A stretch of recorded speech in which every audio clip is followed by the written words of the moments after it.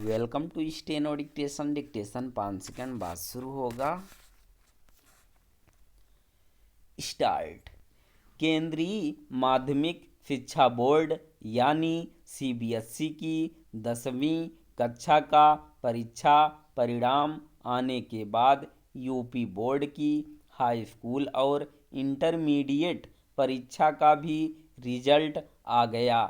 कुछ अन्य बोर्ड परीक्षाओं के परिणाम भी आ चुके हैं।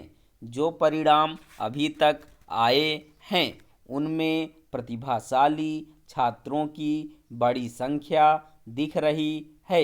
वे बधाई और प्रशंसा के पात्र बनने के साथ अन्य छात्रों के लिए प्रेरणा स्रोत भी बन रहे हैं। यह स्वाभाविक है, लेकिन इसी के साथ यह भी विचारणीय है कि क्या देश में वैसी प्रतिभाओं का विकास हो रहा है जैसी आज के युग में आवश्यक हैं और जो देश के वैज्ञानिक एवं तकनीकी उत्थान में सहायक बन सकें। हम इसकी अनदेखी नहीं कर सकते कि वैसी गुणवत्तापरक शिक्षा नहीं दी जा पा रही है जैसी समय की मांग है। एक समस्या यह भी है कि बड़ी संख्या में छात्र विदेश पढ़ने के लिए जाते हैं। उच्च शिक्षा के लिए पश्चिमी देशों के साथ विकासशील देशों में भी पढ़ने जाने का चलन बढ़ा है। आखिर ऐसा क्यों है, इस पर न केवल गहनता से विचार होना चाहिए बल्कि उन कारणों का निवारण भी करना होगा जिनके चलते ऐसा हो रहा है। इसी के साथ यह भी देखना होगा कि शिक्षा संस्थानों में शोध एवं विकास की गुणवत्ता कैसे बढ़े। भारत शोध पत्रों की संख्या के मामले में तो तीसरे स्थान पर है, लेकिन उनकी गुणवत्ता के पैमाने पर कहीं पीछे है। इसका एक बड़ा कारण यह है कि भारत अपनी जीडीपी का 1% भी शोध पर खर्च नहीं करता, जबकि कई विकासशील देश 4-5% तक करते हैं।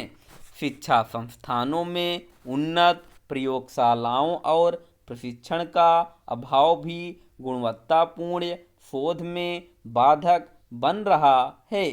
यह सही है कि हाल के समय में देश में तेजी के साथ बड़ी संख्या में निजी स्कूल और साथ ही उच्च शिक्षा संस्थान खुले हैं, पर उनमें भी शोध का स्तर संतोषजनक नहीं। निजी शिक्षा संस्थानों का नियमन भी सही तरह नहीं हो रहा है। इसका एक उदाहरण निजी स्कूलों की मनमानी का राष्ट्रीय मानवाधिकार आयोग की ओर से संज्ञान लिया जाना है। आयोग ने यह पाया कि प्राइवेट स्कूल छात्रों और अभिभावकों पर इसके लिए दबाव बनाते हैं कि वे निजी प्रकाशकों की पुस्तकें खरीदें।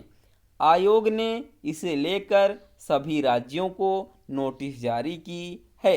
कहना कठिन है कि इस कदम के कोई सकारात्मक परिणाम सामने आएंगे या नहीं। जो भी हो, राष्ट्रीय मानवाधिकार आयोग को यह भी देखना चाहिए कि स्कूली स्तर पर कोचिंग संस्कृति जिस तरह फलती फूलती जा रही है वह कोई शुभ संकेत नहीं। पहले प्रतियोगी परीक्षाओं के लिए शुरू हुई कोचिंग ने एक उद्योग का रूप लिया। अब स्कूली शिक्षा की कोचिंग भी एक उद्योग बन चुकी है। यह बिल्कुल भी ठीक नहीं। स्टॉप।